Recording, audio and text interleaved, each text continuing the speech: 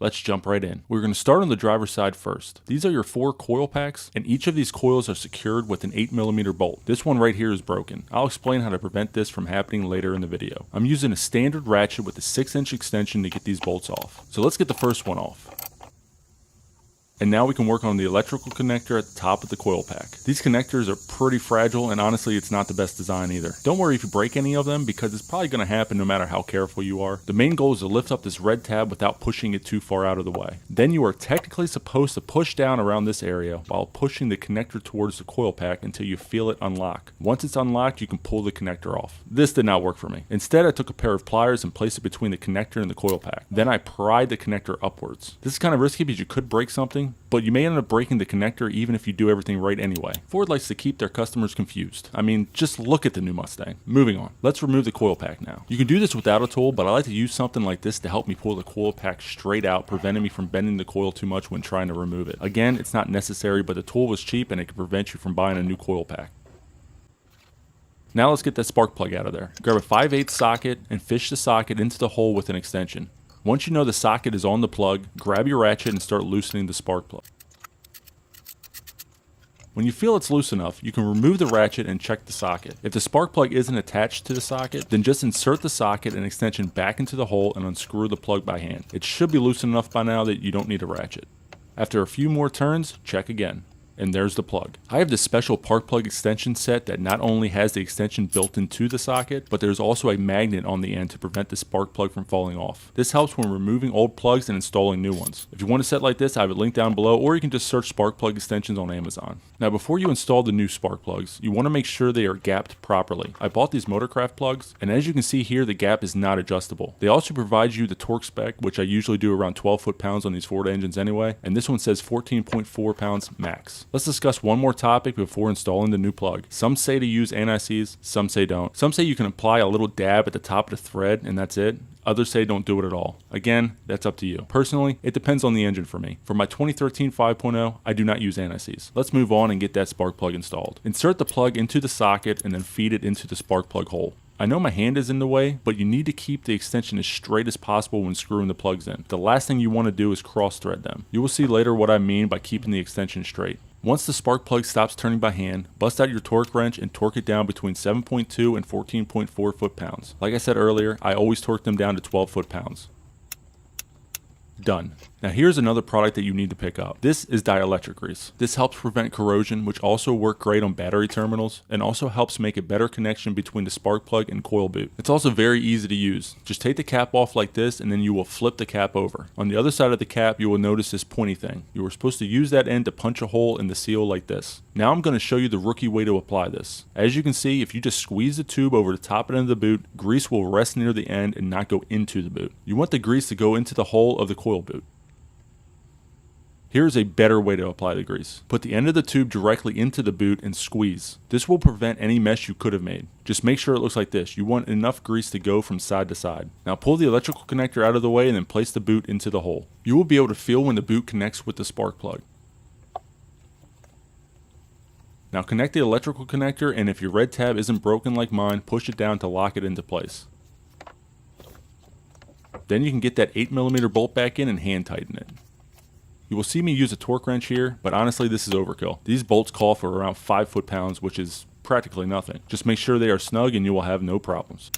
Let's move on to the second spark plug. This time I'm going to move a little quicker since it's the same process. Remove the 8mm bolt, disconnect the electrical connector, remove the coil pack. Oh, and another thing, make sure you clean up any debris. Try to clean it before removing the coil pack to prevent it from falling into the spark plug hole. Now get that special extension and get that old spark plug out of there. That spark plug looks pretty good, doesn't it? Well, let's compare it to a new one. This device checks the performance of your spark plugs. Just insert the new and old spark plug and then twist the knob to turn it on.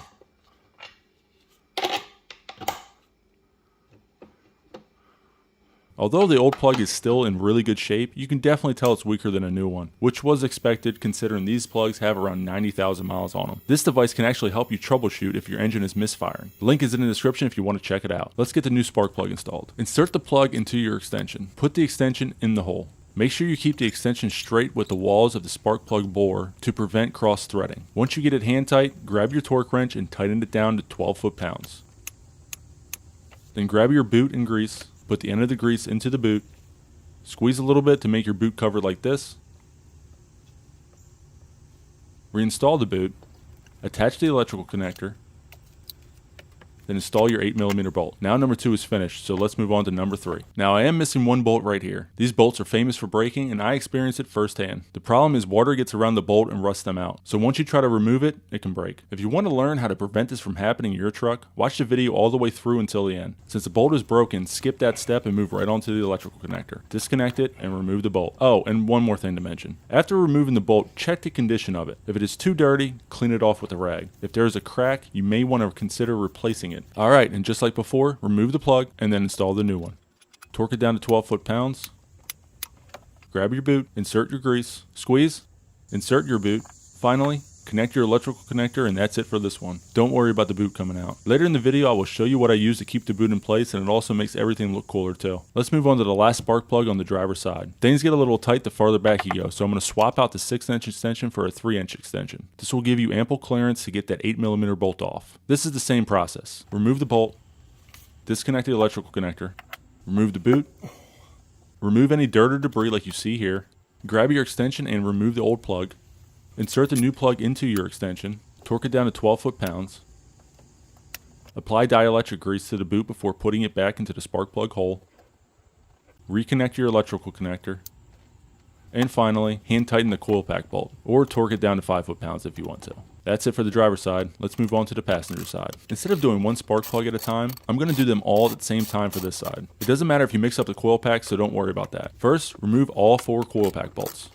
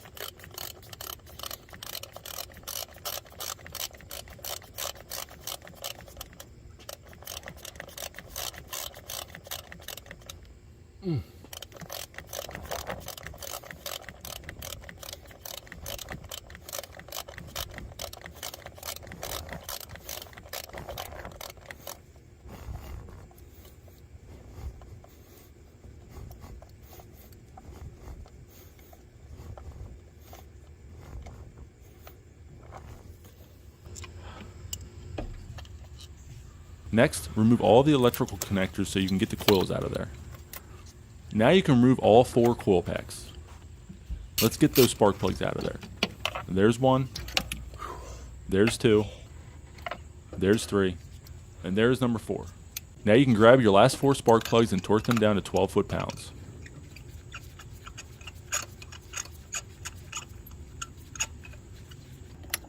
There's 1, there's 2, there's 3, and number 4 is done.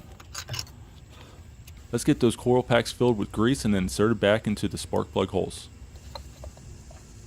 There's 1, and you can reconnect the electrical connector right after getting it back onto the top of the spark plug like I am right here. There's 2.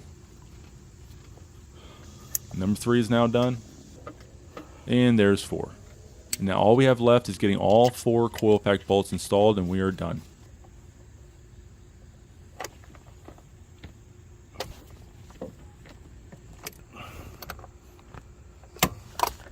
Alright, now that all of the spark plugs are installed, let's talk about these coil pack bolts. There are a couple things that I did to prevent them from rusting out. The first was adding anti-seize to the threads of the bolts. I did not add them in the beginning of this video because my bolts still had a good amount of anti-seize on them from the last time I applied it. You don't necessarily have to coat the threads like I did, just make sure you get some around the threads that are right underneath the head of the bolt. This will prevent water from seeping down into the threads. The second thing you want to do is paint the bolt heads. There's a special paint marker you can buy from Amazon to coat the bolt heads and prevent them from rusting out. It's very easy to apply, as you can see right here. And finally, the last thing you can do is to make your engine look like the Mustang's. Let me explain. Ford, in their infinite wisdom, decided not to give us Coyote F-150 owners the coil covers that came standard on the Mustang GT. I guess they needed to save an extra 3 cents per truck. The problem with this is obvious. Now the coil pack bolts rust out because they are not covered. So I found these on Amazon and installed them in under 5 minutes. Ford can be really aggravating at times. If you want to check out those videos in their entirety, I have them linked in the description below. That's all there is to it. If you found any part of this video helpful or entertaining, please give it a thumbs up. Also, if you haven't subscribed yet, hit that button as well as the notification bell so you don't miss a video from our channel. Thanks for watching, and we'll see you on the next one.